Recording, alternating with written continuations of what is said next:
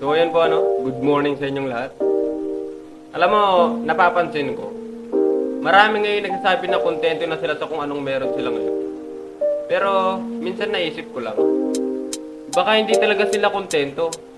Baka natuto na silang tanggapin kasi takot na silang sumubok ulit. Yes. Here I come. Here I come. Okay lang makontento kung happy ka na sa buhay mo ngayon. Hindi kung kahit sardinas lang araw-araw, basta may kanin, solve ka na, tama?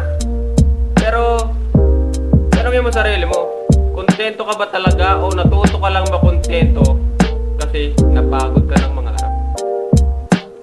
Aminin natin, minsan kaya natin sinasabi na okay na to, kasi ayaw na natin masaktan ulit. Pag gusto mo yung masaktan ulit, ayaw na nating umasa tapos mapagod na naman sa wala.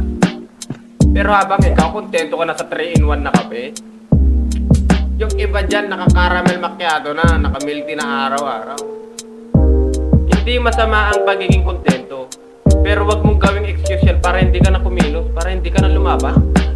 Kasi habang kinukumbinsi mo sarili mong okay ka na, yung iba, dating tambay, may pa-online business na, ikaw tambay ka pa rin sa comment section, di ba?